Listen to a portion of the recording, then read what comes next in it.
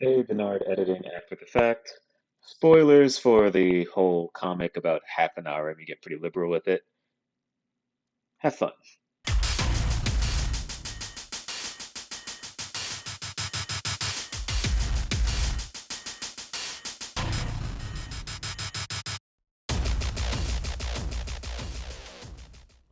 So how's your overall enthusiasm in flapjack terms?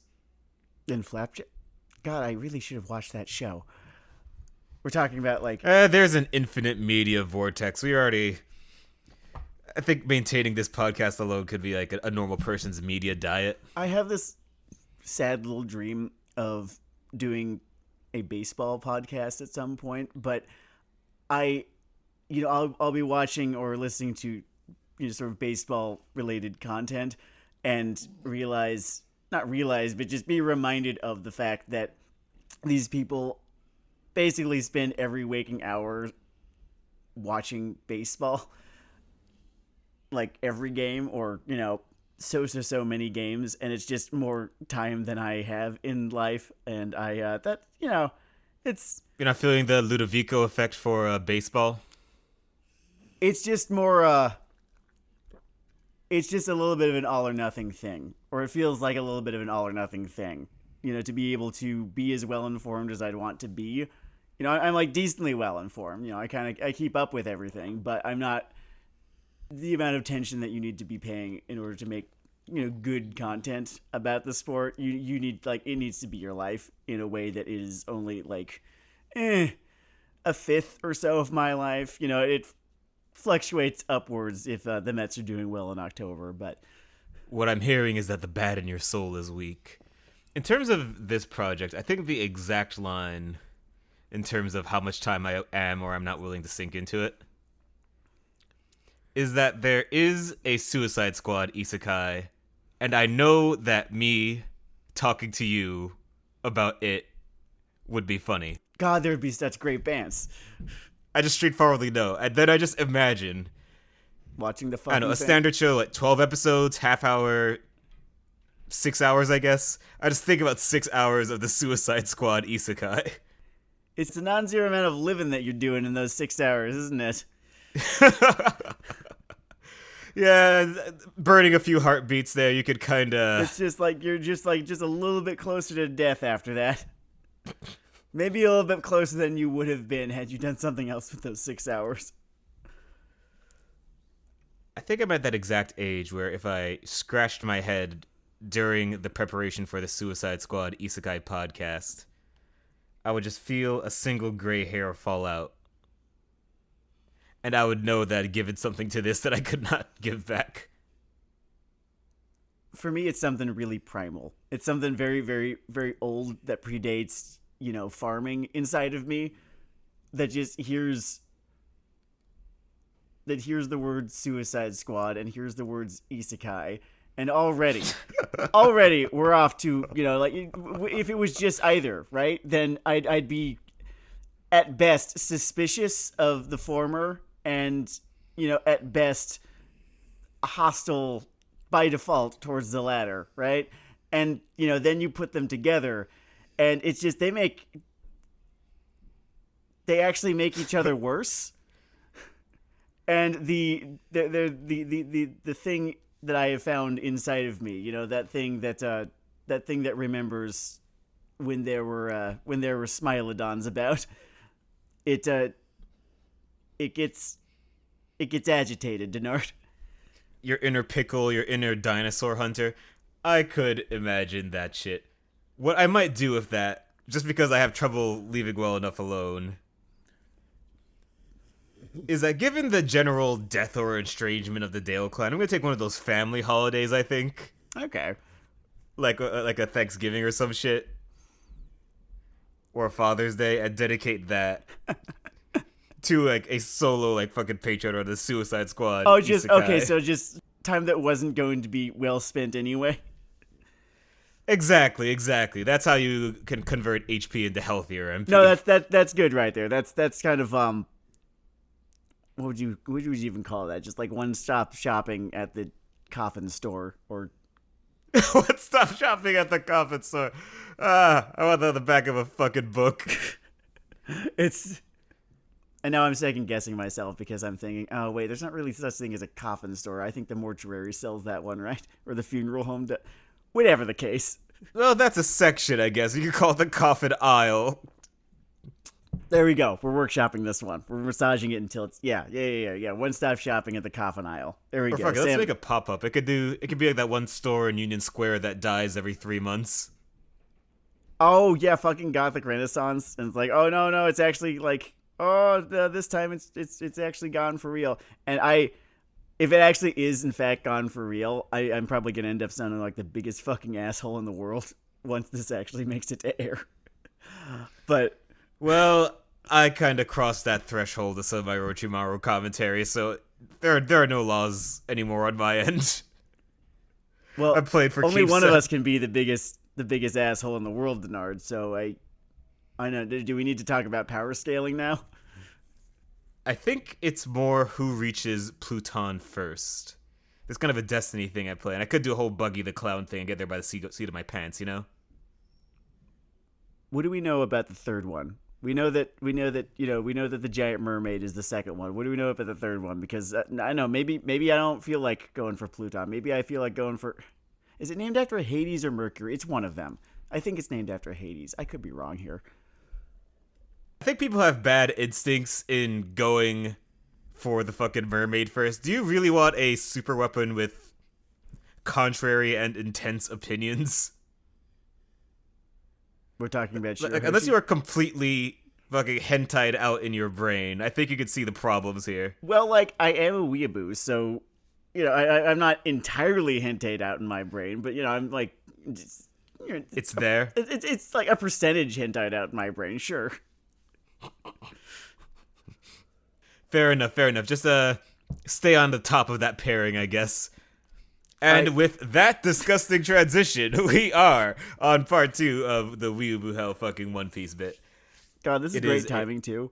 This is great timing too. Do you know how I'm Mr. Convert's enthusiasm about shit? Do you know where I was last night? I'm going to pretend that I do not know where you were last night. In the universe of this commentary. Oh yeah, because we do talk outside of this show, don't we? Right, yeah. Last night I saw One Piece's score live in concert. Like a number of the big overtures, a couple of the, better known fight music. All 4 of the Hiroshi Kitatani themes given orchestral arrangements. It was Was this at the Red Pavilion? I know they do a lot of sort of anime music kind of nights. God, I wish I could I should be fucking giving them a shout out here. I mean, it was one night only, but I know that they go other places. Tell you what, I will look that up. I will look that up between this episode and the next and give them a shout out the next episode because it was great. The orchestra, the conductor especially had like this phenomenal enthusiasm. There's this one violinist who was basically she was like the soloist who, whenever they were, playing the arrangements of the Kitatani themes, she was playing essentially the vocal track. It was, I had such a great time. It was the King's Theater too, so just really, really nice venue, really, really, really fun show, really wonderful music that the show has, or that the anime of One Piece has. It's beyond just like the kind of like dozen or so very like commonly recurring scene motifs that they use in it. It also has just really quite wonderful I guess you could call them just big overtures. Believe it or not, I'm less familiar with this. Fun fact, by the way, not diffusion, a split in Sam and I's experience of this whole franchise here. I have actually only really read it. He has only really watched it. It's shifting a little bit in the other direction right now. I have had to, at times, switch to the manga whenever the anime has gotten just a little bit too slow, because it does after the time skip. Oh yes, it does maintain some of the darker traditions of the aughts on that front. It's, I guess, it's the price you pay for no filler arcs, but some of that shit does eventually get a little bit just a little bit tiresome, and I actually had to, when I was doing Punk Hazard, when I got to Punk Hazard, I actually had to just do myself a favor and just switch to the comic book. It was so much faster. They dragged that one out for a while, and it's less forgivable than the dragging out that they do in Fishman Island, because Punk Hazard's environs are just less interesting to look at. IMO. Fair enough. And oh man, so if that, I'm trying to imagine what the cardio ship is like in animated form, then, like stretched out into infinity. Did you see Past Lives? What were you up to in like the Industrial Revolution, Sam? I saw all the people whose will had been inherited. I saw and I saw who. Any German philosophers in there, Sam?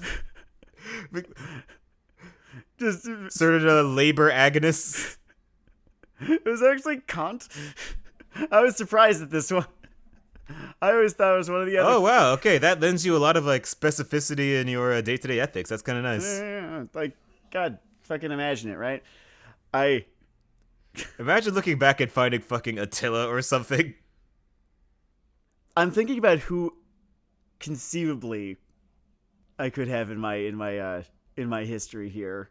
I think hilarious. Oh, just the Northwestern Europe shuffle with that.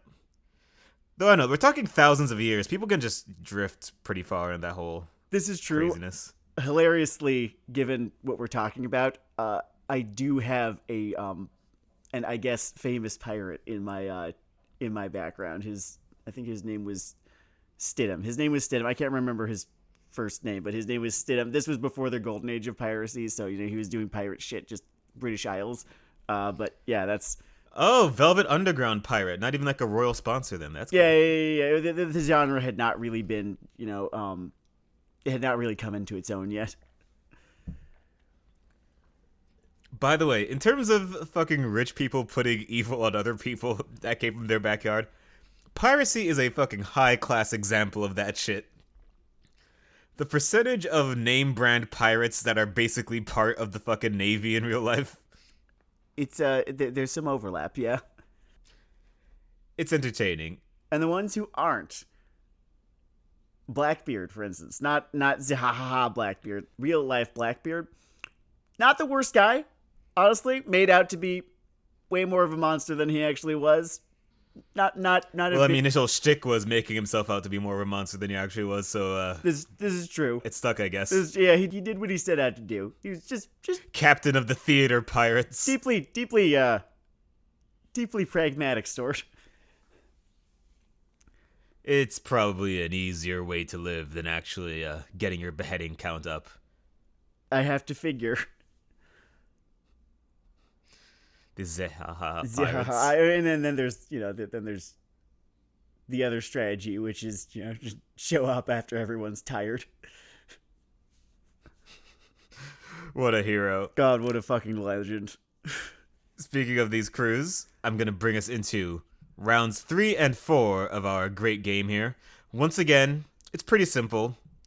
We are making pirate crews. Ironically, last time I think we had some of our best fun explaining the dumb fucking game, but it's a good game. It's a fun game. It's a fun game. I had this, I guess you could call it, George Lucas moment last night where it was very late. I was half asleep and I was thinking of how I was going to go about running down my list of the genre refugee crew, and then once I was more awake this morning, I realized that we actually already did that one.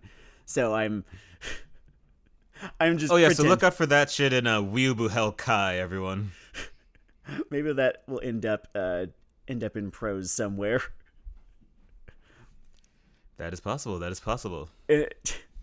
Anyway, do we want to just go through the what would you call it? Not the rules of this game, but the format, I guess. Oh yeah, the format's pretty simple. I guess I will go into the full discursive explanations of each one because I did that. Yeah. We could rush, not rush, but we could We could breeze through. Or I'll just say it in fucking Dennard Tech 9 speech. Either way. Did you know Tech 9 did a fucking song of Ronnie Radke? Saddest shit in the world. Ronnie who? Also, hilarious. Long story, basically just a band frontman that went fucking nuts. But Huh. we're making mock One Piece crews, Now I do basically know. just aping the structure of the roles in the Straw Hat or Blackbeard Pirates, but sort of gagified, obviously.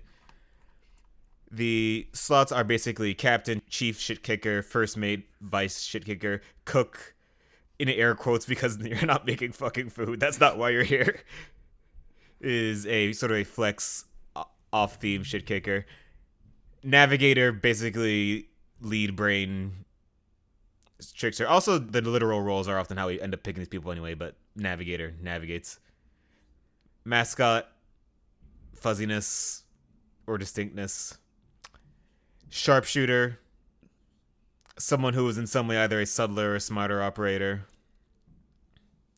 Shipwright ends up being our tech monkey or an actual literal shipwright. And also, like the cook is sort of a sidelined theme-wise to spread things out a bit. Mm-hmm. Hence Frankie, the whole cyborg thing.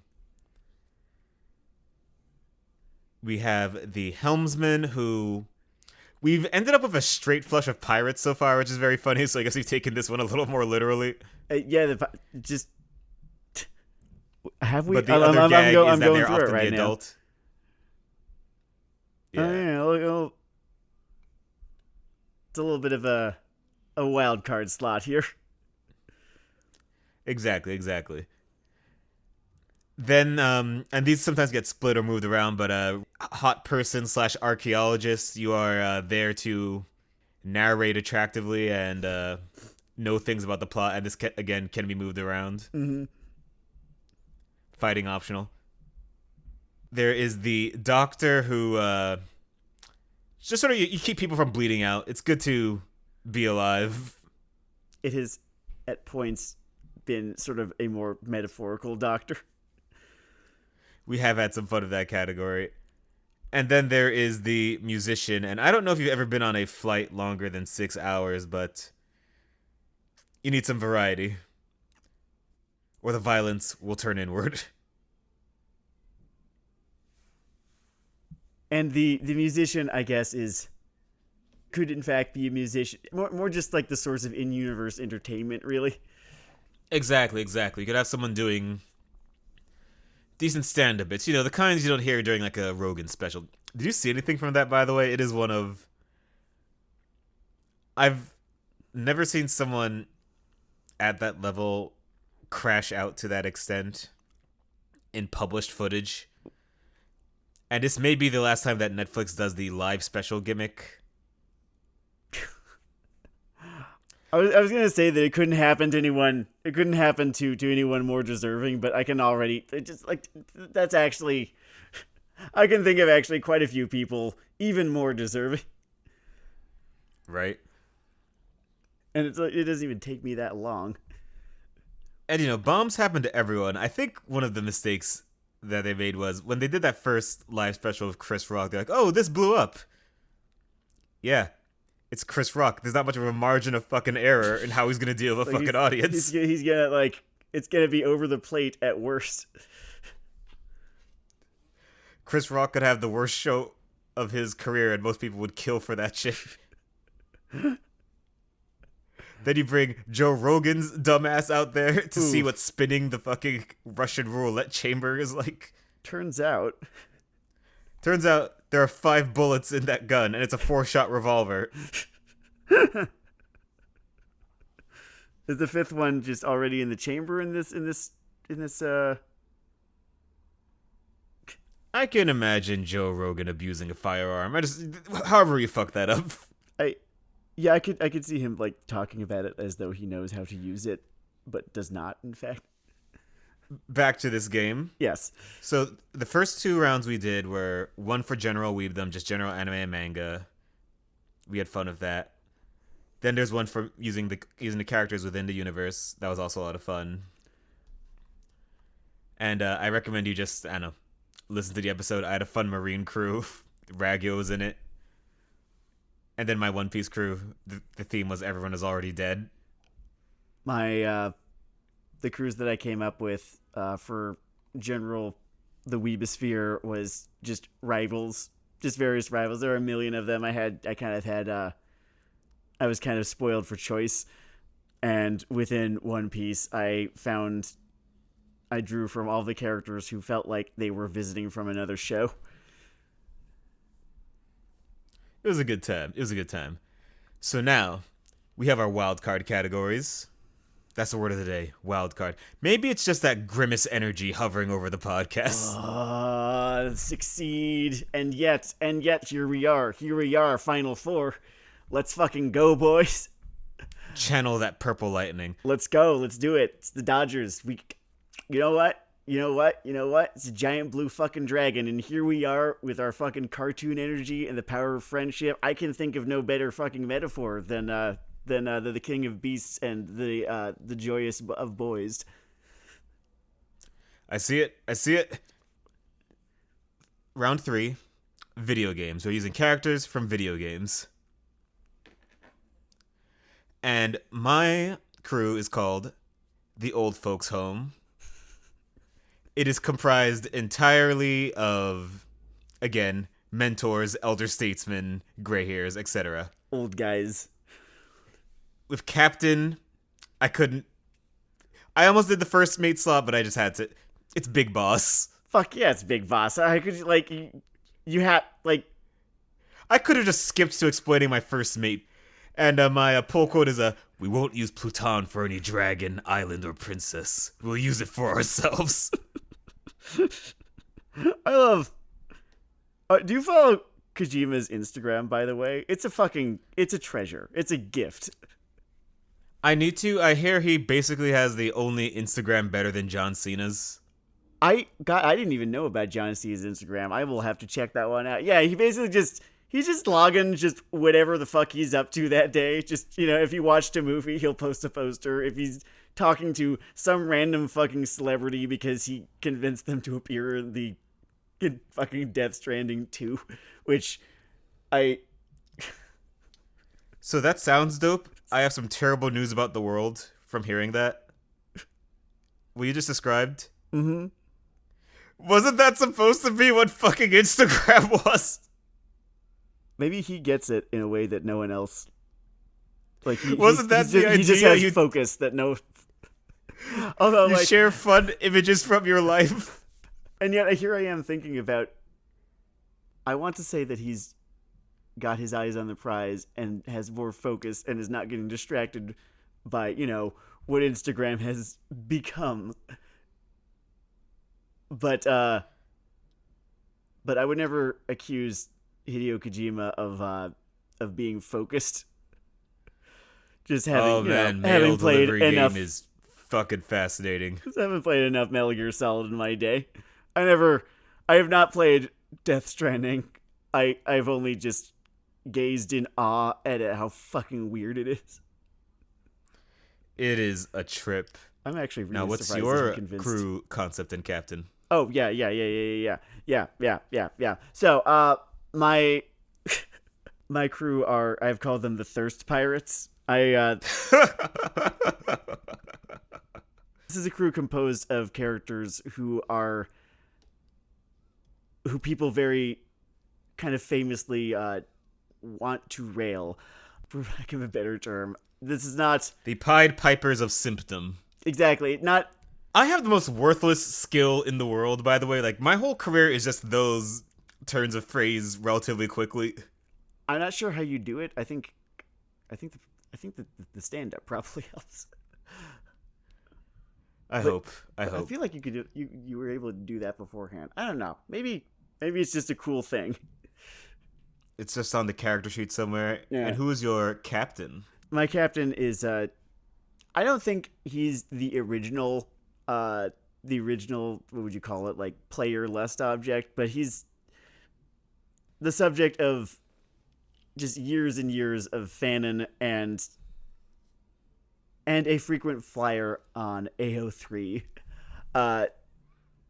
Zach Fair of Final Fantasy VII, who it felt appropriate. He's, the unknowably competent, unknowably hot, guy who you thought you were.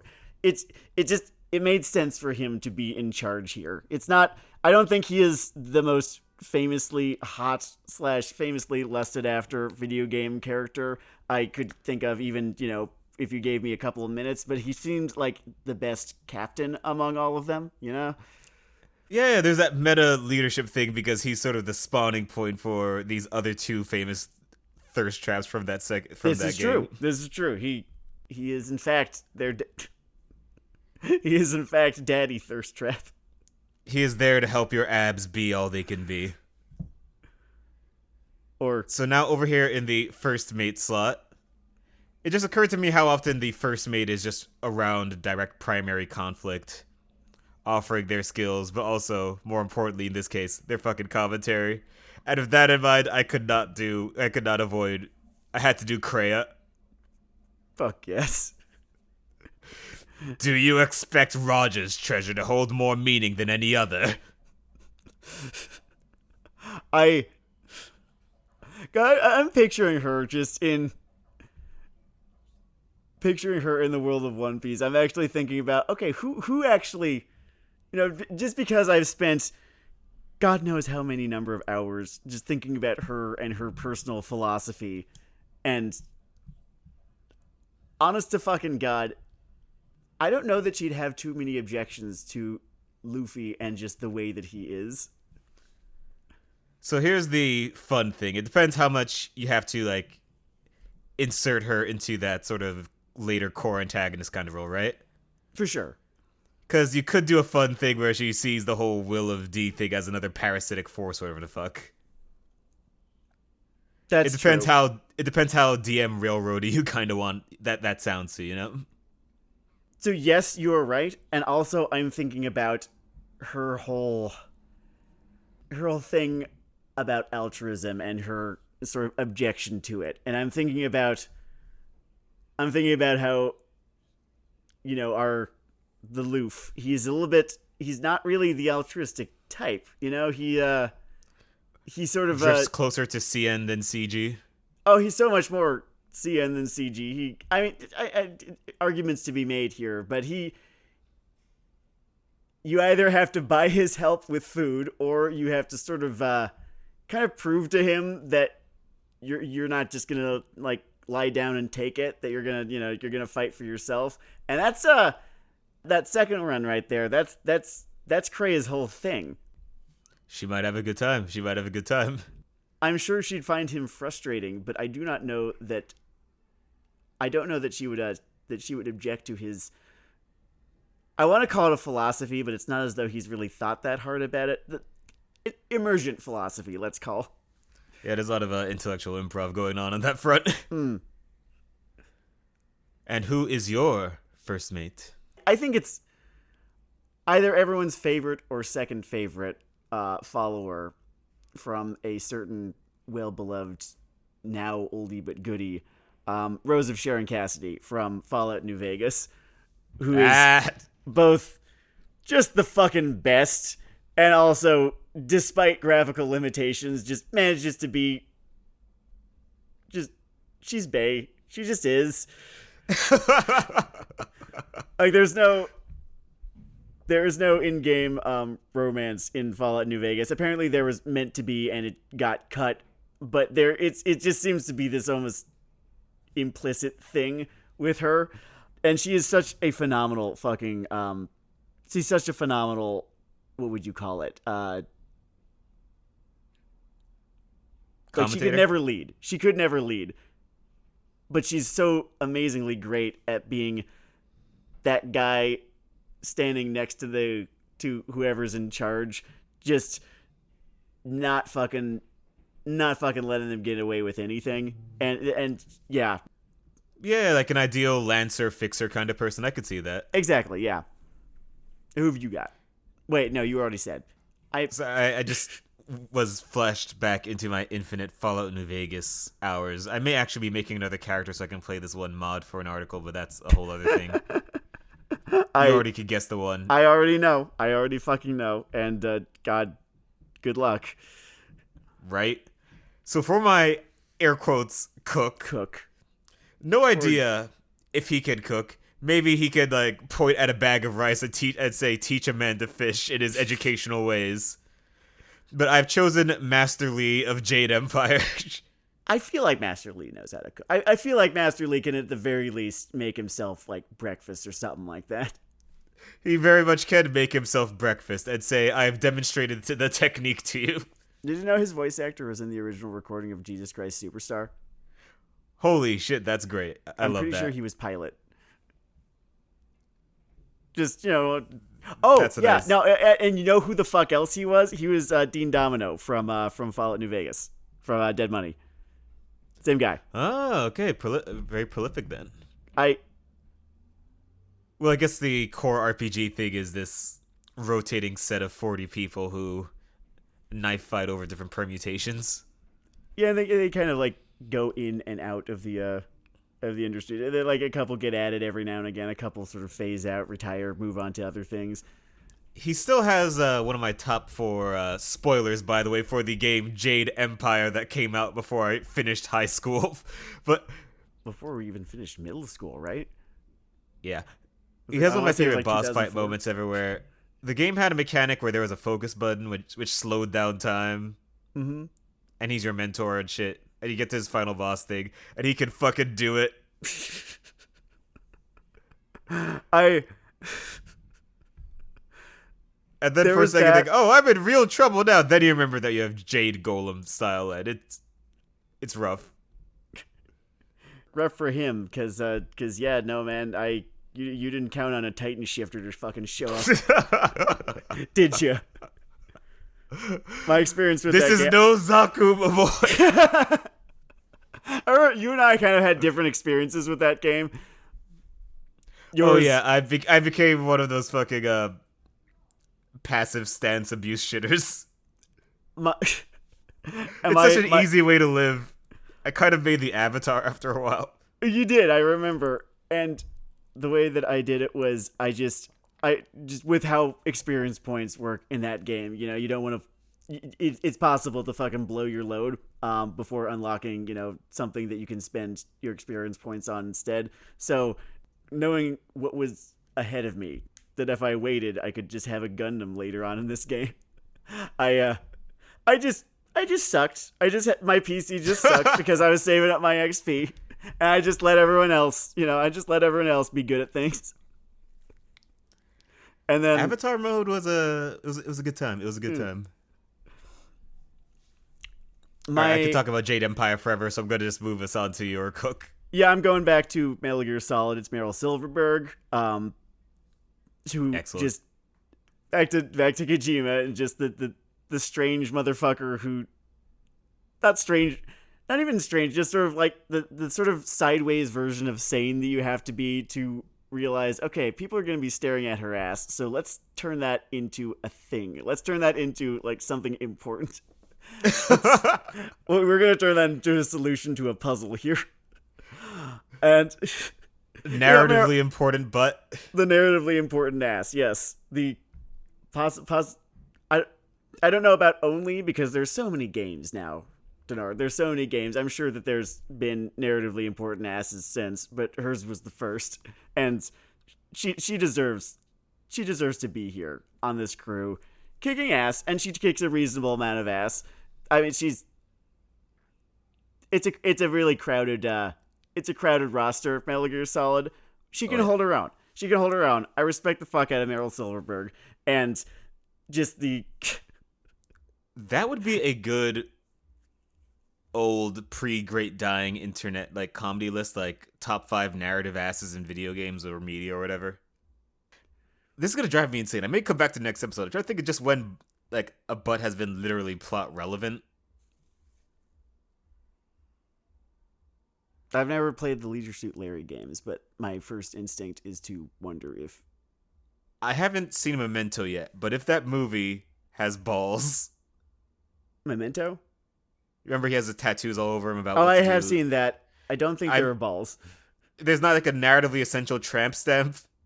No, it's because like he needs to read them. So like it's all like kind of on the front of him. Yeah, that makes sense. Yeah. All right. So now Anyway. we're on to the navigator. Who's yours? You know, navigating the charts, the byways, the hidden spaces. And for that reason, I decided that mine needed to be Mr. Fucking House. We're back in the New Vegas zone. And he happens to know several what wide storage reference pools spaces. we have, the two of us. What a broad range of media we consume. It is very possible that one of us could just be writing everything the other person is saying right now. What is the joke that we came up with, like palette swap, or like, you know, there's an author writing all of this, he got lazy and copy pasted one of us and created the other one?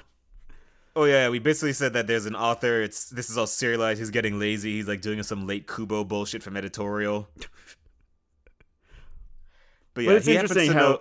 long-term storytelling goes, because we have diverged, you know, a decent amount into sort of like, you know, Mario and Luigi did. Oh yeah, which one of us fights the ghosts, I wonder? I feel like that's a little bit more sort of my area. I think you'd have more of like a fighting game kind of deal. I can finally put that fucking stamina meter to use. There you go. So, he happens to know several interesting storage spaces of a certain interest around the Calm Belt. And if you play along, you might get some access to them. Pretty Who's your important one. Yeah, navigator? yeah. He's just even more touchy than Nami is about coming into his room. Oh man, best remix of the Wizard of Oz I've ever seen. That was, you know, you get an achievement if you kill him with a golf club. Hype. It's called a slave obeys. They know which way their bread is buttered. They Who's know your who's playing this. who's your navigational expert? I have chosen Solus from Dragon Age Inquisition, who's, you know, in terms of the thirst that he has inspired, he's like the sad kind of fuckable. Like, you can't fix him. You're welcome to try. He'll welcome you to try. He even says that he'd love for you to prove him wrong. He does not think that he can be fixed. He'd love if you could. He doesn't like your chances, but that's almost like, God, there's just this type of person. There's a type of person out there who's just gonna fucking fall for that every single fucking time. And oh yeah, also he just knows. He's the guy in this game who knows everything, I think. You know, when it comes to that person that falls for that every single time, I think you know at least two people like that. And sometimes your phone buzzes around or near midnight, and you see their name, and you gently just push it away and return to the activity that you were completing. Yeah, and you try to pretend like it didn't happen. You try to pretend that you didn't see that just now. It's a tomorrow thing. Tomorrow you could say, "Oh, none of us could have seen this coming." And it's crab, like you say? it is out of politeness mostly that. Yeah, out of politeness. So now we get to the mascot slot. We get to the mascot slot. And I'm looking at my pick here, and evidently there's something just fucking wrong with me, but what I decided was funny. No, it's so funny. For my mascot, it's going to be the Great Grey Wolf Sith from Dark Souls. If you're not familiar with this, goodest of boys, yeah. He's a good one. This is a boss that is going through a Seymour Futurama bit for a bygone hero who is dead in this setting. And the boss fight with him is... Here's the other thing. It's meant to be one of the saddest, moments in the franchise. I had this big faith-based night at the time, so I'm just making sword-swinging sounds out of my mouth and going, "Pachoo, pachoo," and cutting this dog apart. So evidently I've just got some kind of emotional issues, but it's normally a very affecting experience. And he's It's also a giant fucking dog with a sword. Oh yeah, which is enjoyable and kind of very One Piece. They're in the middle of this giant arc now. It's kind of cool. Who you got for Mascot Land? I need to catch myself up. I think I'm about like 2 or 3 chapters behind. Anyway, my mascot is I don't. He's here because he sort of needs to be. I don't understand why people want to fuck him, but Sans Undertale, he doesn't even know why he's here either. He thinks you're weird. He thinks it's like kind of weird that you want to fuck him as badly as you do. I think when we reverse engineer that data will be used to or repopulate nations. I have spent embarrassing is not the word, but Whelming.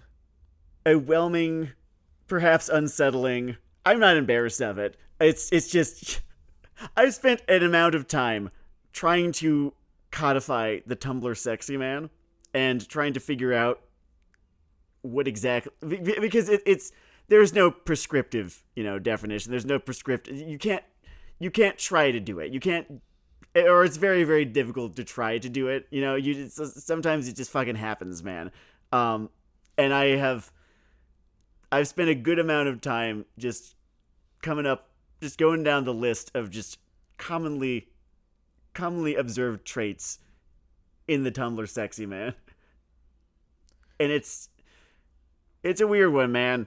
Like you got Sans Undertale here. You got Reagan from Mob Psycho there. You got a fucking floating triangle, somewhere else. There's no. The floating triangle was a point where I realized I didn't need to truly understand. That was when I abandoned the idea of a prescriptive definition. It's like, no, there is none. There can't be. It's just a weird, like, people are weird thing. The fates descend from a mountain once every 6 months. And they say, "The large hamster from Hamtaro." And then they return to the mountain to prepare the next decoration. Sometimes their declaration is a little bit more predictable than others. Sometimes they will just say, he's kind of evil, but in an I can fix him way. He's played by Tom Hiddleston. He's wearing green. They all wear green. Sometimes it's easy, and they'll just come down and say, "The cast of Hades." Other To times the last. it gets. Other times it's a character from fucking Don't Hug Me, I'm Scared. I don't know, man. Very normal, very standard. It's like just super normal. We're being super normal about this. Who's your sharpshooter? So I went a little narrow with my sharpshooter, but precision's important, and this is a character I believe is capable of volleyball sniping a happy child from an island away, and that has value. So I chose Jecht from Final Fantasy X. Tell me about Final Fantasy X. Tell me about Jecht. Which one is Jecht from Final Fantasy X? So Jecht from Final Fantasy X. Final Fantasy X is it's a fantasy game. Jecht is his dad, right? Jecht is his dad, and the world's threatened by a giant shitty monster. Man, what a fucking dick. Oh, yeah. You ever been such a dick to your son it almost destroyed the world? That's fucking impressive. It's like if it worked that way, like the shittiness of a dad correlated to destruction, South America would be gone because my fucking dad is something else. I feel that. I think Florida would already be gone if in the case of mine. So it does work that way because Florida's getting fucking shit hammered right now.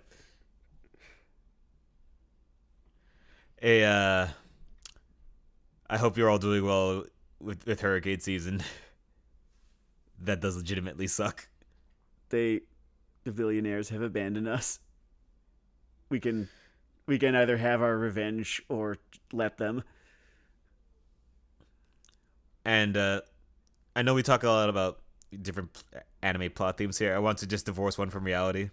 Mm-hmm. Everyone, revenge feels dope. It feels real good. It kicks so much ass. Shit's so so fun. cash. It's so cool. It's so cool. Oh, just for the joke, by You the do need to go to therapy afterwards to deal with all of the stuff that like it's no I substitute knew for I therapy. fucked something up. Okay, I'll get to that eventually. That's the thing. It's not like don't take revenge. It's don't just take revenge. Revenge aftercare. Well, it's more like there's never any one solution to a problem. And I got a little bit more. Who's your Go ahead. sharpshooter? I took this one very, very, very, very exceptionally literally. It's Garrus Vakarian, the sexy bird alien from Mass Effect. I kind of get it. I kind of do. I kind of get it. To Like, me, emotionally, totally fine. I get it. Garrus is that guy. it's actually kind of fun. It's kind of fun because Garrus is kind of two different characters, and both of these characters are very sort of well remembered. There's Garrus the top husbando, and then there's Garrus the top bro. For me, he was Garrus the top bro. I loved that dynamic that he and my shepherd had. I understand Garrus top husband. To me though, he was top bro. I wonder what it's like finding out your top husband has just been murdering people on a fucking space station for 2 years. I mean, if you're shepherd, like, what does it matter if it was on a space station or, like, if you're shepherd, you were murdering people on, any number of nondescript moons for whatever period of time the first game took. Oh man, I can only imagine what that Disney Kiss the Girl song is like. Maybe punctuated with like gunshots, like a gunplay song.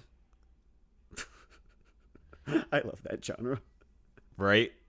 It's so fucking funny. Life is good sometimes. Life is good. So we're off to the shipwrights. We're on to the shipwright. Yep. And in our just massive, expansive reference, well, actually, I haven't used this one yet, so it's okay. But it's sort of cross-reference, but whatever. For my shipwright, I'm just going to read the quote before I give the person. Just the ship? Think bigger, my son. Your mind is enslaved. And it's fucking Andrew Ryan. Who is really going to ignore the parameters of this project. And hopefully you get somewhere down the line a ship out of it. It was not impossible to build a pirate ship in the Grand Line. It was impossible to build it anywhere else. But you're gonna end up with those fucking bubble cities that the fishermen live in. Man, you have to know that he'd build one next to Fishman Island and then be like, no Fishman. I might be conflating him with the guy from Infinite. No, you know what? I remember Rapture for its flaws being slightly more egalitarian than that. Not in terms of class, certainly, but anyway. Oh, just things that were everyone's problem? Mm-hmm. What if crack helped you shoot lasers? I would probably be on it. Yes, I will give them that. Who's your shipwright? So beyond being my partner, Morgan, like the two of us, is also a source of cursed fucking knowledge. And so I learned something from them I'm going to jump ahead of this. that He means Overwatch. I kind of had to take a second. Oh, what Shadow Seal is this? So this is so my shipwright is Bridget Lindholm from Undertale. Y'all know, the brunette. She's I think she's got this the big hammer and the shield. It's her. The important thing here is that Morgan's a big animation fan, right? Like, and not just just watching it, like understanding it, just the art of it. Mm-hmm. I guess that advances were made in the art and in the field of animation because of the porn that people made of Overwatch characters. Incredible. So Brigitte, I guess, did something kind of like what Frankie did, right? the Sunny is it kind of stands alone as a vessel, and sort of like it seems to be one of the highest tech, one of the highest or one of the most advanced ships in the sea, and now animation is better because of the porn that Brigitte has been involved with. So the next time I sit down to watch The Wild Robot and you just enjoy a family romp, I'll have to think, wow, look at this post-Brigitte fidelity that I'm seeing here. I can't leave, the Tracers, the Widowmakers, the Mercies, the Faras, the Divas, the Sombras, of the world out of this. It's not like they don't deserve credit too. But Brigitte's the one who builds stuff, so she got the roster spot. The best gift I ever got Sam. We used to play a lot of Overwatch, and he was properly annoyed by the fucking K-pop diva dialogue. I think I get it now. In fact, a bunny logo snapback. I remember the fucking bunny logo snapback. That's still around somewhere. I got us matching diva bunny logo snapbacks. Like some kind of dream catcher for ass. As if I was defending our Mormon purity or something. No, exactly. It's just, it's a dehumidifier in my bedroom. Oh, man. I still have that thing, too. It's just, I never heard. It's just kind of, it's just hanging there. You need the protection. So, on the helmsman front. Mm-hmm. And I realized my team, for all its stability, was drifting a little the sanity department. So I simply inserted one Captain Anderson, who A, can do the little helmsman thing. He's been a captain in his own right. And B, he's a bit put off by the others getting into this field piracy stuff, and he's ready to pass a bit of this on to the next generation, maybe. But until then... Sure, he'll tolerate some renegading. Yeah. I like him for this. And I think that's a fun insert. I like him for this. I like him for this crew of yours. I think...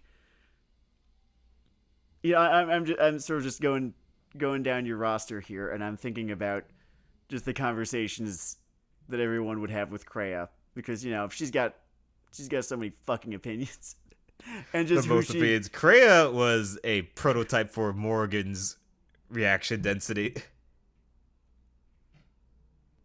Morgan. Oh, Dragon Age Origins. Okay, yeah. It sounded like Morgan for a second. I was just thinking, Oh, yeah. I like insulting my co-host fiance halfway through the fucking podcast. That'd be an interesting thing to know about them. I don't they didn't seem like it was really their right.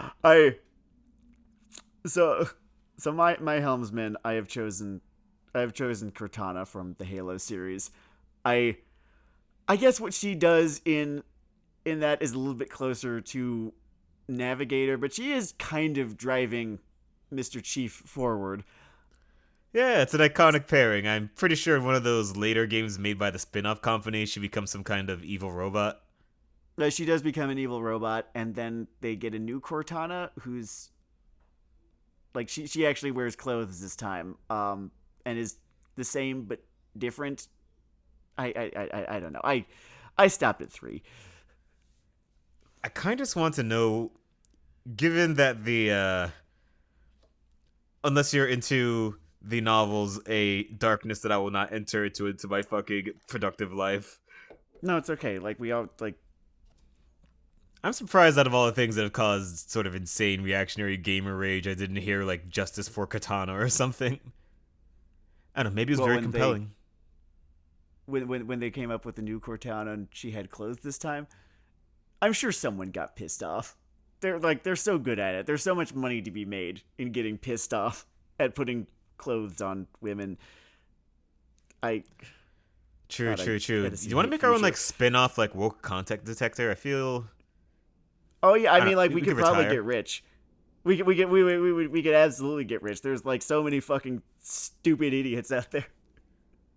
There's other fucking knuckle trackers who will just watch and get angry at it. Yeah, get a nice a GoFundMe thing going. What's the anti-woke GoFundMe clone called again? I remember that was a thing for a while. There's a fucking God. Of course there fucking is. Why am I Dude, the surprised? Moron Sphere it's an incredible place. Everything is possible. Edison hate future. Mm-mm. The Warren Ellis Dracula is in fact a Edison that hates the future, or rather the This is past. true. And he is my The nominee for my crew's hot person. It probably would have been smart to put him in like shipwright or something, but he's not really all in on this fucking effort. He doesn't really care about much these days. he kind of wants to die. He's just kind of in this to die. He really just floats in his cabin. Sometimes You're gonna have to if they're very tactical, they could just sort of fool someone to going through his quarters, then nature takes its course. You might need to convince him that he wants to live. It's a real PR problem, and Big Boss does him a good speech, so I'm sure he could get some performance out. It's gonna be an effort.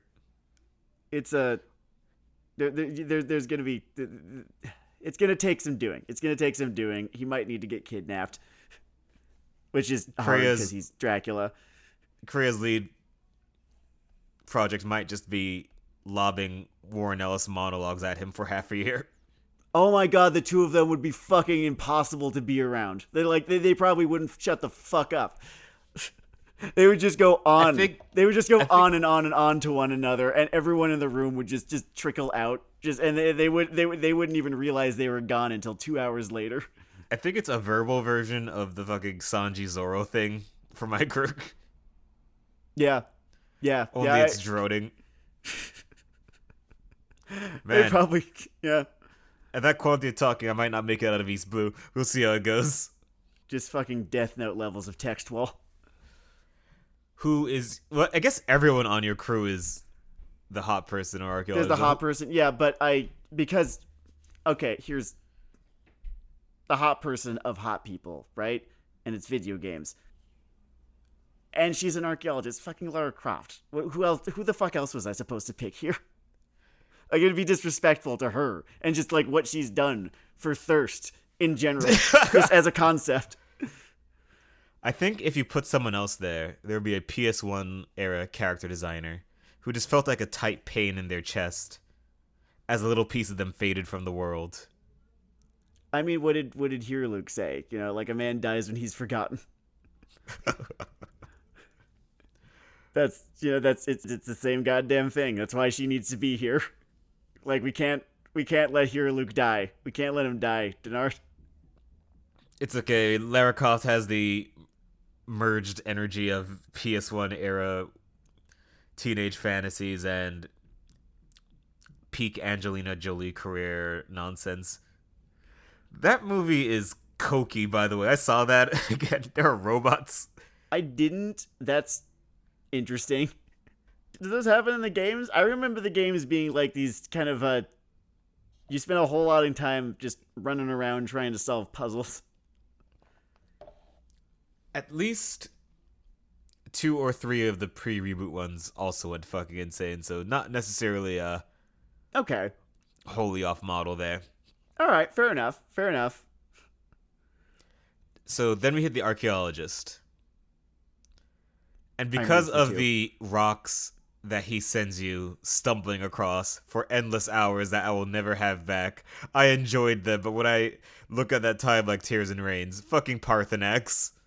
The dragon from Skyrim that teaches you the speech and ruins your life. Not your in-game life, your real life. Your real life is over now. He's just like, you're my research assistant now. We're going to dig sites. We're going to every single fucking dig site in this kingdom. Can we finish the frost shout now? But don't you want to start the fire shout? I don't know, it feels on the nose. Perhaps I might interest you in the second 2 words of Whirlwind Sprint. Man, Here's Storm Call for you. Bust it out in Whiterun. I had I had a good time with that. I wonder if that franchise has juice left. You figure we'd know by now if they had any interest in finding out instead of just re-releasing the goddamn thing every 2 years. Not that that's a particularly hot take, but like, Jesus Christ, Todd, would you get on it? When it comes to that IP, there might be a little bit of the Disney policy where if something comes malformed out of the oven, you drag it out back and shoot it. Well, it's like they're planning on going to Khajiit Land, right? That's kind of weird. That's almost like it almost feels like it's a little bit weirder than Bethesda really wants to go for a AAA release. Yeah, I don't know if they've got the stones for a Morrowind kind of move anymore. We'll see. I don't know if those days are still here. Who's Anyway. your archaeology man, your Indiana Jones? My archaeologist is Lara Croft. I have the suspicion that you might have come up with one more crew member than I did here. Oh, okay, that makes sense. All right, so then we've got the doctor. Yes. Okay. Doctor I have. She's also the chaplain. Oh, I guess we're sort of switching order here. I'll go. Like, yeah. It is my turn, right? So for the doctor and also chaplain, because she's a cleric, I have gone with Shadowheart from Baldur's Gate 3, who I only recently played this game. It's great, love it, fucking phenomenal time. I was not exceptionally plugged in to just the discourse or anything or the memes or the fandom or what have you, and yet still her name was what I knew of this game, and it is her name that reached me, and it is just, that's an achievement for someone who's kind of been a little bit locked into whatever I am focused on at the moment and little else. That's impressive right there. That's something that is worthy of respect. And then you play the game and she's like this kind of perfect tsundere, and I'm like, oh, I get, yep. One of those primordial, grown in a bottle kind of waifus. No. She's like, no, she's so hot. She's so like I was vaccinated already and I still caught it. Fucking hilarious. So, for my doctor, I noticed the quantity of Edge of Darkness I had accrued amidst the old folks' home. So I thought it would be fun to give someone a challenge, someone used to, rallying maybe a better type of personality. Mm-hmm. So my crew's doctor is going to be Dr. Fucking Light, who hopefully also doesn't give the enemy 8 themed cooks. One has to hope. And yeah, if you get injured, you can get some nice Vegapunk robot parts. And if you want to keep your fleshy parts, then, you can't always get what you want in life. Or just ask Dracula. He might just depression eat you, though, so... The cool thing about Dr. Light is that he's a little bit of a swingman, because he could fill in as musician as well. This is true.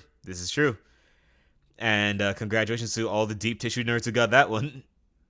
And a polite, we are waiting to the creators of the subject material that I am referencing. Well, it's hard when you are assembling the sheet music atom by atom. I swear to... Maybe they're learning a lot about like, molecules. They're having a good time. Do they just all live in different states or something like that? And it's like trying to put a weekly D&D game together? I mean, I guess I get it. They're not... They never became so... I figure like they never became so huge that they, aren't also working day jobs. So to that, I understand. To some extent, I understand. But also, like, the fuck do you think you are, George R. R. Martin? We're tired of him too. Get the fuck. The act in question is it. the Proto-Men, the musical act, the Proto-Men, a Mega Man themed. What initiative rock? I'll just say rock band. Glam rock. It's glam rock. Glam rock, okay. Glam rock. I mean, or at least like Act 2 was glam rock / whatever Springsteen is. And your next nominee? Oh yes. We're on to. Oh yeah, Look at that musician. There's Dennard. There's no other choice I could have made. The boy. musician is, and I need to refer to him by his full title, featuring Dante from the Devil May Cry series. Oh man, I love those fucking games so much. And I'm sure he knows how to play something. I'm sure he's fairly, but like he doesn't really need to. The music just kind of comes with him. You'll be proud to know that there is, in fact, a electricity shooting guitar that is moderately cheesy that Dante can utilize. Is this in 5? I believe this was 3. This is 3. Okay. I wouldn't know course because there in is. 5 he has a motorcycle that breaks out into 2 swords, and I just refused to touch the rest of his arsenal because I couldn't Why the stop fuck laughing. would you, yeah, why would you fucking... It's like when... Like, what the hell was I supposed to do in Bloodborne, after finding the fucking pizza cutter? Like, no. Sorry, there isn't... I need... This is a playthrough now, I guess. I'll use something else on my next one. Dude, I could not put that fucking pal bunker down. I thought I was after the beast claws, but the big O gauntlet was just too powerful. I found it difficult to use. I am not talking about efficiency, Sam. I am talking about the feeling in my soul. I'm talking about the fucking satisfaction of pulling that Falcon Punch shit off. Oh yeah, absolutely. You land a shining finger, you feel like Domon Kashu. I get it. Yeah, I get it. If you want to... I'm not even sure what the cheesy weapon is. I think it's one of the great swords. I mean not Ludwig's Holy Blade. That one's fun though. The whole just the just great sword is a phenomenally versatile one. I think I used that for my main playthrough. I know I was also drawn to another one of the weapons that is sort of off meta in terms of not being considered like, I don't know, the Windwar's torch, but Like I could not walk away from that water wheel on my strength arcane It's run. look at it. Look at the fuck. Yes. Just It might as well have been a boulder. It made me smile so much. It brought some light to my spirit. Okay, my musician. I'm Your super musician. focused. We are super focused. we aren't doing digressions. Go ahead. So my musician, in a way it felt mandatory to me with the old folks home, is the Guitar Hero Grim Reaper. Fuck yeah. Let's fucking go.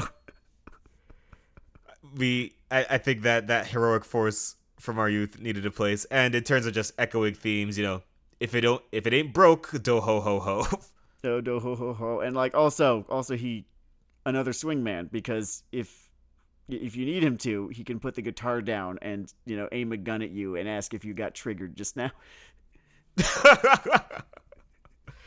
Oh, great. But he can only do it through a t-shirt. He has That's how the boardwalk spell powers. works. Speaking of that genre, this may have come up last time, but fucking Motley Crue is talking about cancel culture now. Oh god, They have more domestic violence charges, not accusations, like court cases, than members. I mean, we were just talking about grifters, man. Like, how the fuck else were they gonna get anyone to care about them? Like, who was gonna give a shit? Not me. Not almost anyone. Born after What the fuck? the year It just- 1995. Is it just everyone who didn't have like the attention span for Van Halen listen to Motley Crue? Like, I just think it's like the people who were born post 9/11 who grew up mercifully free of them, and they never reached them, so they have to reach them now. Christ. It's called Canceled. The song's called Canceled. Life is beautiful and terrible and great and shit. God, they deserve all the hepatitis they had. All right, so everyone, for our 4th round, potentially final, though I know we'll probably still like Pirates in the future, so maybe this will be some kind of Bleach game variant. It could be fun. But for our 4th round here, because of what we did to ourselves on the way to this 100th episode, we couldn't really turn away from it. Because of when these series started, they kind of have a relationship with each other. We couldn't really get away from it. Because I kind of have that Cenobite thing where I turn pain into this glowing glee, we couldn't get away from it. I don't actually know how you do that, by the way. I've tried and it just stays pain. It's really, really handy at some points in the old autobiography, but it's crews of fucking Naruto characters. After the Uzumaki, we read 700 chapters of Naruto. I think I even just needed to do this just to exercise what little commentary I have left for my fucking brain. I have all this knowledge now, right? There's just this is all just like taking up space. I may as well, It's just like I'm not. It's functionally useless. I could make a podcast episode, or at least half of one out of it. In the hellish parallel universe where we did some geek comedy tour knockoff that was at anime convention or something, I hate the fact that I could summon a almost improvisational fucking tight five about fucking Naruto. I'm wondering at this point if I had a better command of illustration, if I just sort of if this series just lives in me this much at this point that I could just write a chapter of it, if you gave me a week or so. Even without the ability to draw, the average, what the way product averages out to would still be better than Boruto. Yeah, but that's like, yeah. We do have fun. So, my theme. Well, first off, my team name is Dream These Nuts. And their theme is that these are darkness lords trying to impose their logic to this universe. I feel like, do we want to call them the Dream These Nuts Pirates? Because, like, at the end of every single... That is true, that's true. Okay, they're called these something pirates. These are the Dream These Nuts Pirates. We're just the Nuts Pirates, I guess. Nuts Pirates? The Ligma Pirates. The Ligma Pirate. Great. And I think the captain of the Ligma Pirates... I went with pain. I know what you're thinking. Fuck Madara. I don't give... I'm not trying to win here. I'm trying to have some fucking fun. Pain was amusing. Madara makes my bone marrow shrivel. Madara is... So, I guess, okay. So, you know how I was, like, complaining about how there were show don't tell problems with, the power scaling for Madara. Mm-hmm. And, like, it felt very unearned. But you know what? I almost need to give him some credit because he's, his evil jutsu is so powerful that it actually hurt me. Who exists not even in that universe, who exists out of it. So there you go, man. Like, yeah, 4D manga storytelling, pretty impressive. Like, man. I'm just worse off. I'm worse off than I was. So yeah, Madara's not my pick there, and with Captain Pain, he's just figuring that the solution to One Piece climate change is for him to nuke Water 7, and you can thank him later. Would he go after them? I'm wondering.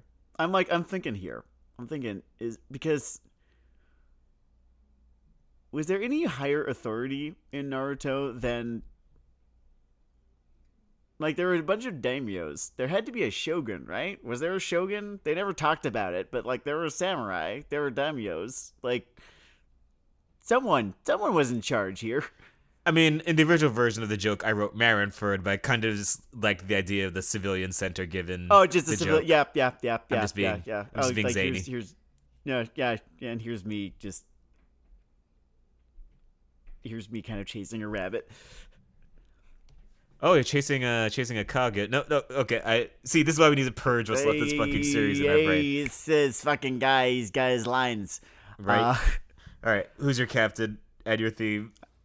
All right, so my theme, these are characters that, I liked or wanted more from, but the series just sort of had some sort of active antipathy for them or didn't care, or Quiche got bored and, like, wrote them out, or, like, just fucked them over. I'm calling them the Re-Pirates. I gotta tell you, I didn't spend a whole lot of time thinking about that name, so there's probably a more clever one out there, but No, onomatopoeia are comedically underrated, I think. true enough. And, maybe it's the one most evocative of, closest to the place in my heart that this is coming from. So, the captain of the Re-Pirates has to be, like, it's Sakura. Like, like, who? Again, it's like Lara Croft. Yeah, like, who the fuck else could it be? No, it's like it's Sakura Haruno. She is the Blackbeard of this concept. Only she could do it. She's like Frodo. Like, no one else could have been trusted with the ring. It's always so much funnier because he did it for an attosecond in the Puppet Man fight and then just quits. Yeah, he got bored. Truly, I think that there's one overarching reason that he fucks over all of the various female cast, and then there's individual reasons. And with Sakura, he just could not think of anything interesting to do with her, so he stopped trying. Tsunade is that's different. Tsunade, I think he just wrote himself into a corner. He made her too important, but did not take her seriously. Anyway, a lot of the other ones irritate me, but I will at least give the Tsunade thing is that the consistent laughter I got out of it happening means that it put a net amount of endorphins in my life. That's true. I have just had a better experience with Naruto with the last month just because of that Tsunade shit. Okay, I gotta move this mother along. We gotta move this along. Yeah, we're like, I don't want to kill you with this edit. The weeds are dark and full of tears. My first mate in this motherfucker, Donzo. He's convinced that the only practical path for a sinking world is instigating a fifth column conflict in Water 7. Man, I really fucking hope all of y'all are caught up with the manga. Oh yeah, belated spoiler warning, I guess. Oops, okay, you're around. I think we gave a spoiler warning in the last episode, right? Oh god, did we? Yeah, we did. It was extensive. It was extensive. Oh, okay, cool. Man, if you're tuning into part 2 first and are not caught up on the manga, that, like, oops. Sorry. Tell you what, I'll front load one before the theme for it. Okay, yeah. Yeah, so my first mate, because like, he actually was, a leader in the world of the comic, or in the world of Naruto, but he just as a guy functions so much better, I guess, as the grouchy sidekick, I guess. Mm-hmm.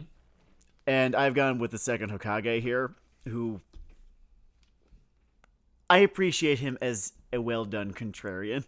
He was one of those characters who, to me, felt like, oh, there's something really entertaining about this guy, and he's being used to do the dumbest shit imaginable. And that's a shame, because there's something actually kind of compelling about how much of a fucking grouch he is. I loved that.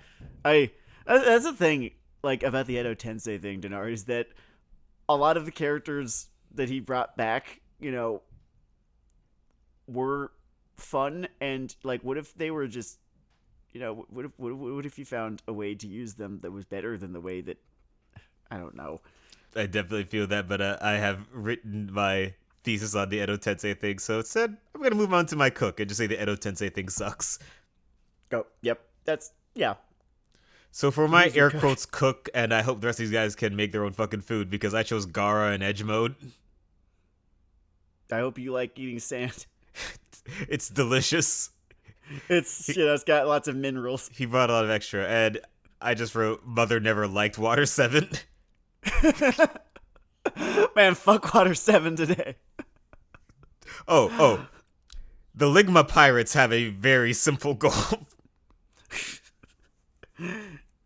You know what? Like, you keep your expectations realistic. You know, you set your sights on one thing. Yeah. They're like, we could take Lucci. We could take Lucci cohesively. We can do this. We could probably take. Yeah, we could take it.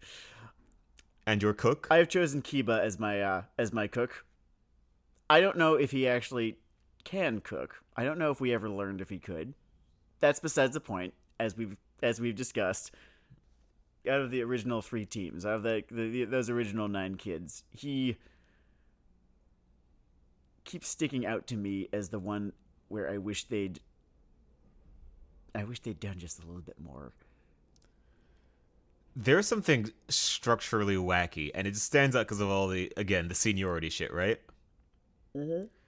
Where you follow this orbit of 9 kids through basically 3 loops of like plot relevant chess combat or whatever, 3 arcs.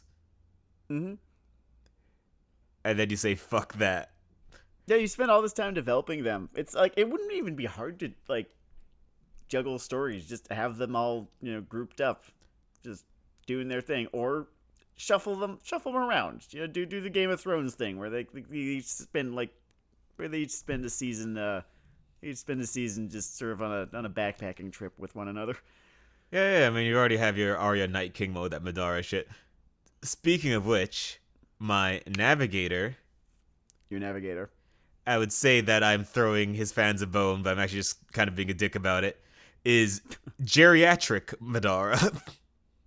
Oh, Sheev Madara. Yeah, Sheev mode Madara, suspended from his little wood crane, talking about how things were better back in his day. And then, oh wait, no. They weren't better back in my day, actually. And what's my motivation? I think I was taking a nap. Anyway, I know where we can find a Gundam made of wood if you want to blow up Water 7.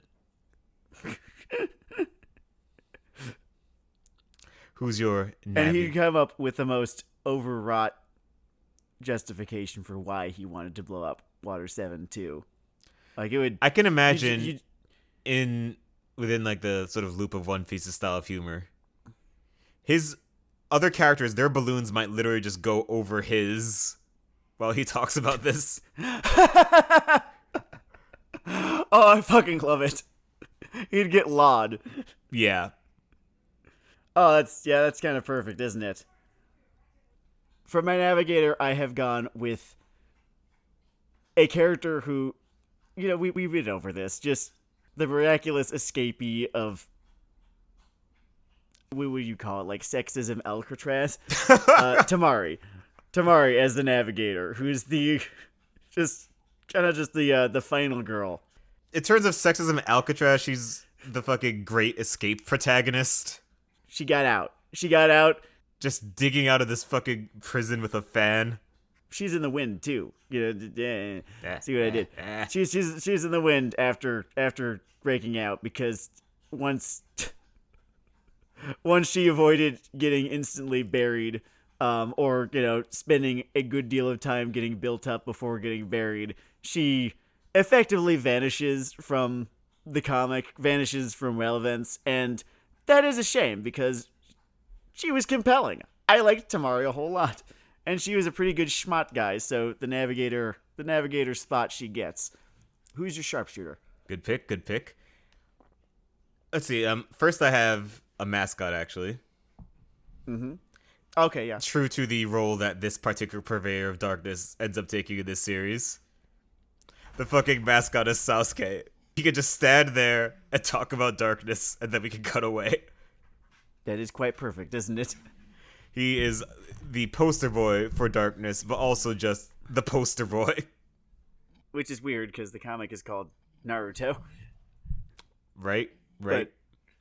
But I don't understand why people like the things they do. Although I think, oddly enough, I don't know that he has actually stood the test of time with the fandom.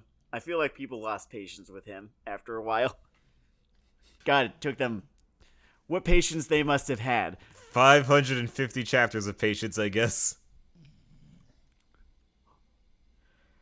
It's like the comic had been wrapped up. It's like, no, here's what happened. It's like he didn't stand up to reappraisal, I guess. I don't know. I think Boruto's Cloud of Suck kind of changes some of the usual nostalgia filters that a franchise would enjoy. Force everyone to have like a reckoning. I get that. Yeah. All right, so my mascot, moving this right along, is like this tragic man who is, he looks like a mascot. He's cartoon Bruce Lee. It's Rock Lee, who, what's left for him than to just be a mascot? I think, he got that little silly spin-off. I mean, they're still raising Neji's kid. God. I think that is actually my best joke in that entire 7-episode stretch. I'm just so fucking... Just why would... Why live? I don't know. Ask Guy. He'll take that Jesus too. fucking Christ. Alright, so... Speaking of which, that's actually my sharpshooter. Just because I just think that gunpowder probably hits a Hyuga clan like crack, and he had his own speeches about darkness and destiny, and everything sucks forever until he learns to, love plantation life, I guess. Oh, Neji, not Guy. Yes, yeah, okay, yeah. That was an interesting little. Oh, that must have been a confusing second. Yeah, I was a little confused there for a second. I was like, "What the fuck are you talking about?" And who is your sharpshooting expert? My sharpshooter, he could do it. Yeah. I mean, like he could do a lot of things, but like sharpshooting is one of them that he could do with it. I've got Sai here, and I'm another character just sort of like bafflingly introduced in a pretty starring role. If his whole thing was that he was going to replace Sasuke, right? And then there's this whole root or trunk or tree. Whatever the fuck it was called. You got it right the first time. It was okay, cool. And that plot thread, that wrapped up very, very quickly, and so you're left with him having very little to do after that, and thus he kind of disappears into the background with the rest of the classmates. And oh yeah, he gets his one like Edo Tensei chapter fight, and then enjoys standing in the power up line, I guess. Yep. You're gonna see like some kind of like interesting looking birds every now and again because he painted them, but that's it. And I feel like he'd have some fun. He'd have some fun in the Grand Line. He's got relevant skills on his resume. They translate well to One Piece. Oh yeah, he can do the whole Kanjiro thing. Yeah, like out of all of I think out of all of them, he has the most devil fruity kind of powers. I might be wrong. But out of everyone that I've listed so far, he does. Now for my shipwright. It might surprise you people, because he's annoying as balls. But I know Kisha's strengths, I know Oda's strengths, and I'm pretty sure that Sasori's puppet ship will be fucking gold. That would fucking... Oh my god, I would love the fuck... I think that thing will fucking slap. Imagine... Oh, that would be so fucking cool. Whatever version of the string powered 1000 Sunny rolls through here, totally worth the dialogue. Like, just look at the ship while he's talking and be like, yeah. Yeah. And, everyone's dated, like, the terrible hot person, right? The ship is the version of that. Exactly, yeah. And I guess if anyone ever starts getting on your case about, well, how does it work? You could be like, well, I,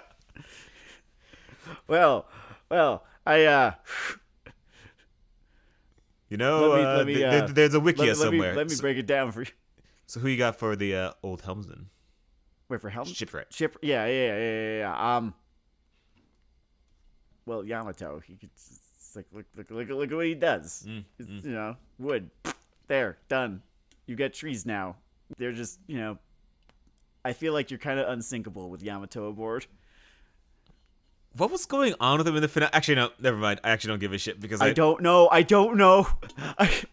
It was like some weird fucking Dark Souls thing where you just sort of like found something somewhere and it was relevant and there's a story behind it, but you're not really fucking sure what it was, and you kind of have to go on YouTube in order to figure out what it is or who that was and where they came from.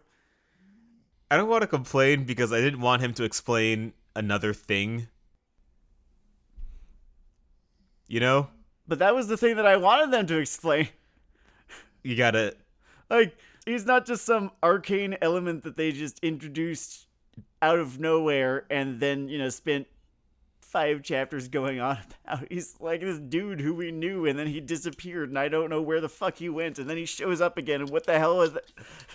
And it seems like it was important that he was gone.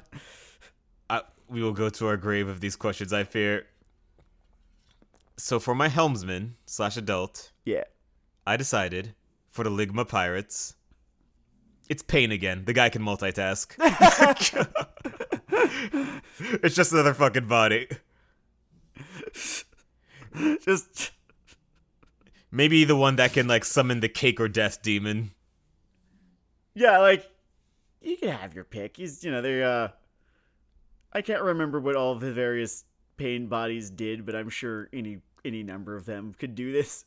I was fond of the summoning one. Seemed like a handy one to keep around. Seems it to me. I've got Mifune as my helmsman, who I don't know exactly if you could call him a sea dog or anything like that, but I like him as the kind of the elder statesman of the crew here. Mm-hmm. Just the not the been there done that so much, but the he's got experience.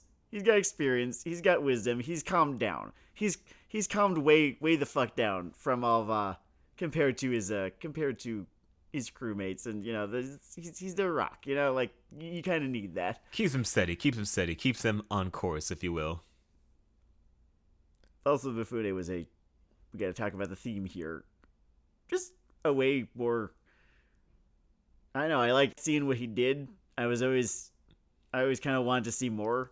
He seemed to be an open door to a branch of world building that would have been exactly a lot more fun than the 13 rules of the Edo Tensei. God, I wanted to see I wanted to see more samurai. I wanted to see more about that world. Feels like you only got, I know, like a slice of it, and there was way more going on. But all we learned about was the jutsu part, not the world part. Yep. Before I start sounding hypocritical for getting on the series about doing too much world building, just it did it in the wrong direction. Well, I'm fine being hypocritical because none of you know where I live. What are you gonna do? So, on to the hot person. This is pretty simple. Since Kasame indisputably and canonically fucks, he is a natural for a hot to trot slot. Fuck yeah. Shark guts. And as the companion That's my boy slayer, out there. he is perfectly equipped to talk about darkness. Giga Chad. Fucking love him. Exactly. And also, his whole companion slaying thing would probably get some kind of fun monologue out of the enemy, so that's cool too. Do love that. Who you got on the? I've got as my hot person. I've gone with the 4th Mizukage. I found that she fared the best of her contemporaries. It helps because her arbitrary mogging was during the Madara nonsense, which happened to everyone. Yeah, and she also was just one of the more genuinely funny characters, and I could have used a little bit more of that maybe. Oh yeah, she got that half of Sakura's character that got fucking operated off of her. I wonder if it's one of those things, you'll see in fantasy plots sometimes where, 2 characters are actually, one character who is indeed magically sort of cleaved in 2. And then they find they were back to one another, and a little personal parable there. I could see it. Speaking of big picture fantasy plots on the Ligma Pirates, big demotion, but my archaeologist is pre-bullshit Obito, who is convinced his all-caps true lineage is a secret. But it's Oda, so everyone just knows it, and it's kind of a gag. He may end up with a similar dialogue balloon over treatment. Okay, so this is also one that I didn't come up with with an archaeologist, because in the first couple of rounds, the archaeologist and hot person were sort of folded into folded into one here.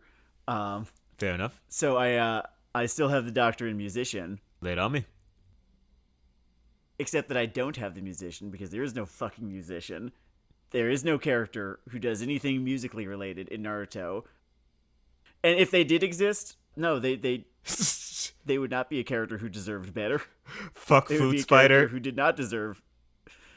What's up? Fuck Flute Spider. No, she wasn't a spider, but Flute Spider? oh yeah, the sound, Man, the I was sound just talking five about from the fucking- thing after the tune and whatever. Ah, yeah. Maybe her. Maybe like, yeah. They could be the sure. Just as long as we never have fucking Killer Bee Dark on our doorstep again. Oh man, truly, representation is a curse. God. I do not wish to be perceived. No, if I were her, I wouldn't either. And your doctor? Well, actually, I guess you just Wait, gave me the why did I musician. say her? Oh yeah, because I was already thinking of my doctor, who is Tsunade, because like sees the ultimate burial job. That one was historic. It had I to think be the her. Donzo thing really is kind of what killed that. Like, that just is the conflict she was primed for, and we had to have a Sharon gone Oh off. yeah, and they just gave it to Yep. Just like nope, fuck you. Gotta keep- We're taking you off the Donzo project. Gotta keep Brock strong. We gotta keep Rock strong here. We gotta God. I got 2 positions left here. Okay, go ahead. So for the doctor, I've got Kabuto, who I'm thinking is just refusing the Dragon Zone so he can wax out being a true self-made dragon. There's Because that dragon panel is just that was one of the funniest things that's happened. just chef's kiss on that one. He has clearly lost his mind. And I took a while to think about the Ligma Pirates musician, the entertainer. And I decided to try to rescue another fucking concept. Which is Deidara has moved on to explosions as percussion. because he's the music. Okay, yeah. And just And you you know, know, just an and entertainer. here's the thing about this in new general. gimmick. This music gimmick. He's doing all the sound shit. Can't talk over it. It's too loud. Oh, it's too fucking. Yeah. He does not have a mic attached to his drums. We can't get any of his Aphex twin takes between fucking fights. Oh my fucking. It's just if only the whole cast. And with that, I think we are finally done with Naruto forever. I think we're able to put this to bed now. There's so much more that I'd rather talk about. I don't know about you. I have a few things. Like anything. Like, just really pick a random series out the file. Yeah, just like most things. We'll have to figure out what that is. For now, this has been Weeaboo Hell. This has been Weeaboo Hell. It is Weeaboo Hell. Fuck Marineford, I guess. Fuck Marineford.